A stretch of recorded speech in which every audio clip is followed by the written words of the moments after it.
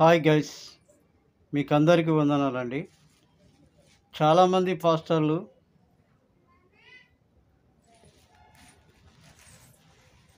చాలామంది పాస్టర్లు మనం దేవుని కోసం కష్టపడితే, శ్రమలు పడితే మనకి ఏం లాభం దొరుకుతుంది?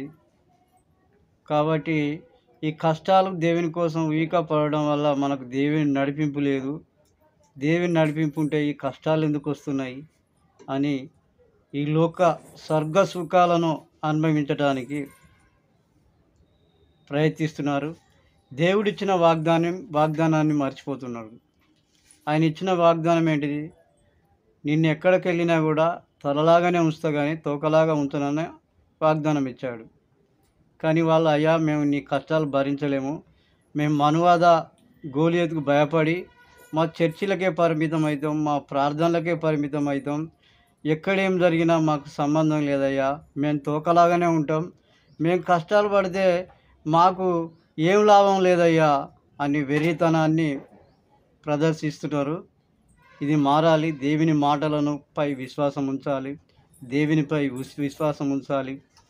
అప్పుడే నువ్వు ఈ సమాజంలో, ఈ భారత సమాజంలో నువ్వు తలలాగా ఉండేవానివి, తోకలాగా పిరికిలాగా నీ చర్చిలకే, నీ మినిస్ట్రీలకే, నీ స్వార్థ ఆలోచనలకే పరిమితమయ్యే ఉండే వ్యక్తివి నువ్వు కాదు. భయపడవలద్దు.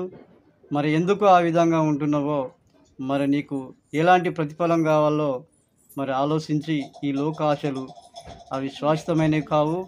కాబట్టి దేవుడే మనకు శాశ్వతమని బోధించే నీవు నీ చర్చికి, నీ మినిస్ట్రీకి నువ్వెందుకు పరిమితం అవుతున్నావు?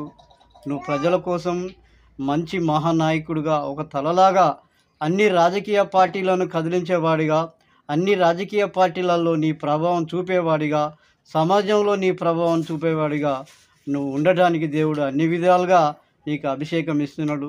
అది కాదని పిరికితనంతో నేను తోకలాగా ఉంటా అంటే మాత్రం నీ ఫలితం నీకున్నదని దేవుడు, మనకు వాక్యమై ఉన్న దేవుడు హెచ్చరిస్తున్నాడు.